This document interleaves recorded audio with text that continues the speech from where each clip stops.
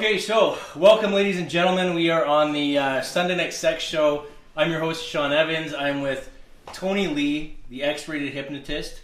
And you might know this guy from Kenny vs. Spenny. The G-Rated Idiot. The G-Rated Idiot. Okay. And Draknar from... Ragnar. Yeah. Ragnar from Vikings. From Vikings. He had an amazing person do this ponytail. Turn around, let them see it. Yeah, I don't know if they can see it, but... Well, I can in that one. He's got, by the way, any burglars in town, he's got lots of iPads here. Just come on by. Sure, why not, right? And hit the pawn shop and it'll be worthwhile. So, tonight we're here to talk about sex with two people that have been around the block, for sure, no doubt. Tony has been touring. How long have you been touring doing your hypnosis show? 32 years now. 32 years at colleges and universities across Canada. Yeah. The UK? UK, New Zealand, the Emirates, lots of places. Lots of places. Into the US as well a little bit? Yeah, a little bit in the US. We've, it's probably done about 9,000 live shows in 32 years. 9,000? Yes. Fuck.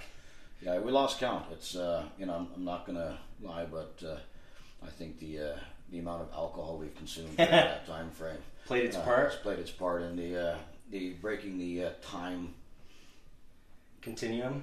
Sure. So it feels like 2 years, but it's actually been 32 years. It all seems like a blur? Yeah. So, I mean, a lot of people probably, I know myself from the outside looking in, you think, wow, this guy's going to colleges and universities, hypnotizing people.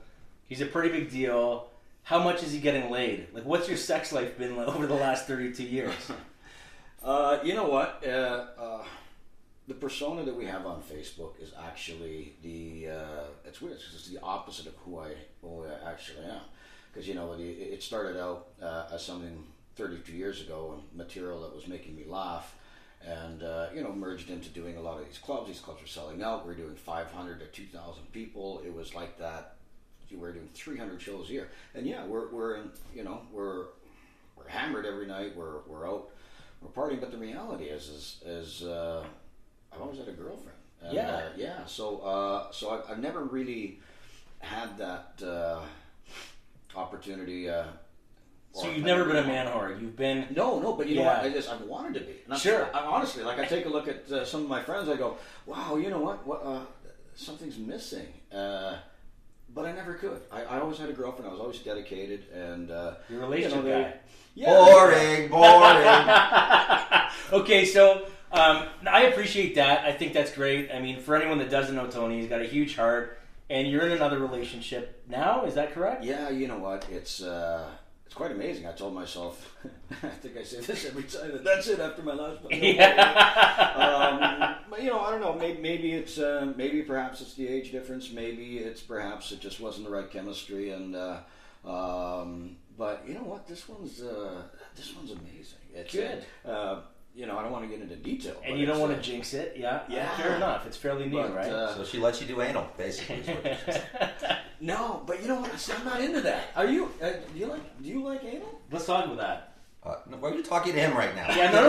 We'll get to me. All right, we'll get to you. I figured, and there's nothing against to each his own. And if somebody wants to do anal, they do anal. I just figured in my optics, it's like, hey, there's another hole that feels, in my opinion, probably a lot better than the other one. So really? I don't know. Have you ever tried anal?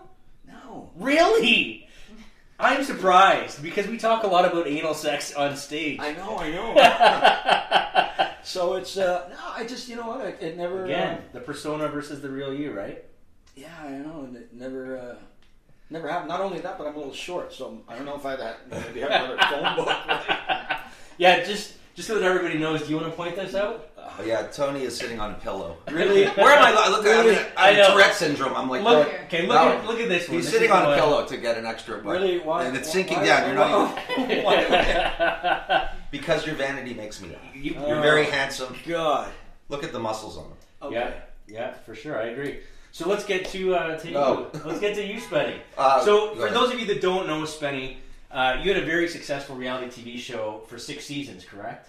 With the Christmas special, the first season was 26 episodes, so it was really 7 seasons. About 7 seasons? Yeah, something like that. So when did you start this? How many years ago? I don't know. You don't know? No. Okay. So I'm terrible with chronology. Fair enough. So, and you started based out of Toronto. No, we sold the show in Los Angeles. Okay. We were working with Will Smith's company, Overbrook Entertainment. They optioned us and paid us to come out there and pitch shows. And the USA Network, which was Barry Diller's network at the time, I don't know if it still is, liked our pitch, and not him personally, but a guy named Stephen Chow. Yeah. And he ordered a pilot. Okay. And then halfway through the pilot, they pulled the plug. And I'm not ever sure why, but that's fine. So we both went to film school, and we finished it ourselves. You and Kenny both gone to film school? Yeah. Okay. Well, Kenny never went, actually. Right. He just went to the room where they rented or gave the cameras away, and he'd use the camera, and you wouldn't see him again for a few weeks. Okay. I actually went to class. Yeah. But anyways, so then we sent that finished pilot to a guy named John Moranis, who at the time was with Alliance. Maybe it was Alliance Atlantis, I don't remember. Okay. He almost vomited laughing. Yeah. And then like a year after that, he got his 26 episodes on CBC. Nice. Yeah. And then you went to Showcase, yeah. Right? And that was when you were allowed to use profanity, correct? Well, Showcase was cable, so it was a lot different. The odd thing is when we were on CBC, we were literally the show right before Peter Mansbridge and the national news. Yeah. So for those of you who don't know our show, it usually ended up with me doing some kind of humiliating act because I either lost or was cheated out of winning the competition. What were you? So I would be bobbing for apples in a toilet, and then Right. 2 minutes later, and now the news with Peter Mansbridge. Do you have on those humiliations? Do you have one that sticks in your mind as the most humiliating out of all of them, or a few of them that you would classify as like? No one ever asked me that question. No. Yes, constantly. I'm sick of it. All right, well then we'll just get into your sex life. His tongue. No, let's stick with this. Yeah. Okay. The tongue scraping, where Kenny took a card and scraped his disgusting phlegmy, I don't even know what liquid came off of it, and it was just this white thing, and then he dabbed it on and I had to hold it out but the smell of it came out of my nose, and I was vomiting. I remember when we did that live. Yeah, we've done it live. We've done that live. We actually do Kenny versus Spenny live. Tony is our man. Well, he's my manager, and he runs the tours for us. So yeah, but you threw up that first time. I probably did. Yeah. Yeah. So we get a bucket out every time. Just in case. So yeah. Oh shit. So my worth was measured in vomit. Did you ever think that the show was going to be as successful as it was? Not really. No. Was it just kind of something you were planning on doing for fun, or did you really think you could make a career? Well, no, I knew I was going to be in the business. I went to school for it. So you just can't predict what shows are going to hit or not going to hit. So much it has to do with what the network books behind it. Right. You know, are people seeing it? When is it on? Yeah. But it was so monumentally stupid that people really dug it, and here we are. Yeah. So we were on Conan. We were on Jimmy Kimmel. We had Matt and Trey from South Park produced season 4 of our show. We were on in the States. We had a really good run. Yeah, absolutely. And now you're here with me. How do you feel about yourself right now? No band, nothing. No green room, no fruit plate. Yeah, no fruit plate. No smoked fish plate. Just instant coffee. But you know what? I want you to know that this is, I'm honored because this is like, I've never done Conan. This is the real deal, buddy. Real deal. Yeah, I appreciate having you on. Okay, so let's get into the sex life. I mean, you obviously, you measured some great success that was unexpected. How did you, were the women flocking at you, or how was that? Well, I'm a guy who shit his pants on TV and was pretty much humiliated. They weren't exactly lining up. Okay. But having said that, the exposure you get from TV in a very superficial sense makes you attractive to superficial people. Sure. And that was always the thing with me, But and then it was, you took advantage when I was single. I'm a married man now. Yep. And, I took advantage a little bit here and there. But most of the time, the people that would want to be with me because I was on this stupid TV show weren't really interested. It is true. Interesting to me. To find somebody that's actually real. Somebody that doesn't know who you are or what you have or what you do. And I think there's a little bit of, it's attractive. It's the lifestyle consumes you. It's exciting. Yeah. And I tell people all the time, it's like, we're on the road. Imagine this. And imagine a night out with you and your buddies having the greatest time. And, you meet that beautiful woman and you work there and it's just the best night ever. And the next day you do it again. You go, wow, it's 2 nights in a row. It's awesome. Yeah. Now imagine doing that 9,000 days in Times. a row. Sure. And at some point in time, it breaks, and then I find that you have to sit back and then you realize that you're in this world that it's filled with great people, and we've made some great friendships. Don't get me wrong, there's some genuine friendships on it. 100%. But then the other side of it is you're living in this world that isn't real. Yeah. It's very you don't know why people want to be around you or with you. It's to find somebody that doesn't care about that is That sees you for who you are. yeah Sure. Not just. it's, I try to get them to see me for not who I am, because that would be a disaster. But okay, so I mean, when you talk about women taking advantage of the single life, obviously we don't have to get into numbers. But what was some of the craziest experiences that you got yourself into sexually? You go to a strip joint. For some reason, strippers love Kenny versus Spenny, or maybe they just love anyone that's on TV. So a couple of times things happen that way. I don't know if it was that crazy. I mean, we're not the Rolling Stones Right. on No, tour. I know. I get It's that. sort of a low rent thing. But what do you want? You want me to say something completely? No, man. I honestly, I'm curious myself.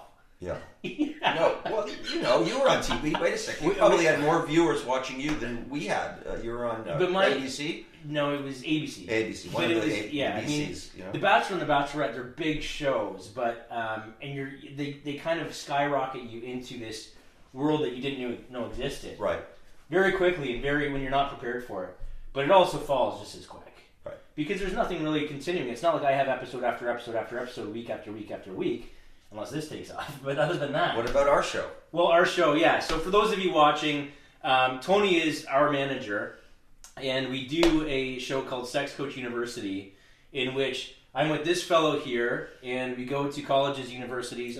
It's a funny way to educate the students on sex, as well as, what would you say, after we put our show together, what would you classify it as? I think it's the universities put out, educators or people in the field, Right. and they do these live events that nobody shows up to because they're, pretty serious about the content and people want to have fun. Yeah. So Tony's idea was to, give them the content but make it entertaining. Yeah. So he matched us together because, as you probably know, if you watch this podcast, Sean is a certified sex coach and he knows a lot of stuff. I think it's great what he's doing. And so I'm there to just yuck it up a bit, to be honest about my situation if the people in the audience aren't opening up, which sometimes happens. Sure. And we just try to, make fun of it, but also impart important information.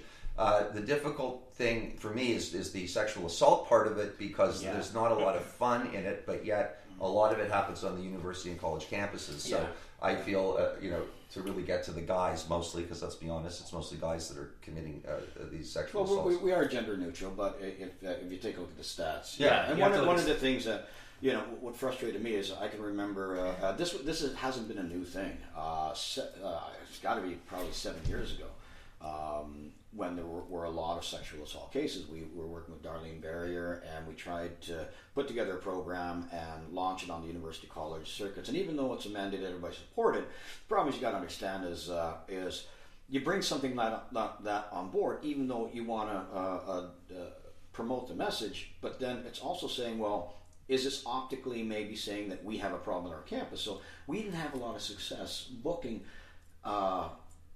events and lecture speakers that spoke on sexual assault because of the optics, for whatever political reasons. So, well, the reason is the university doesn't want to be associated with that. So in the States, for example, they had a lot of women who would complain this happened, and the institution did nothing about it.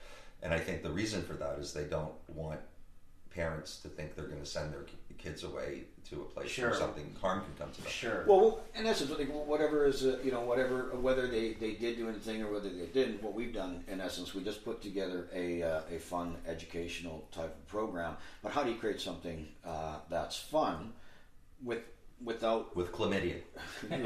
yeah, well,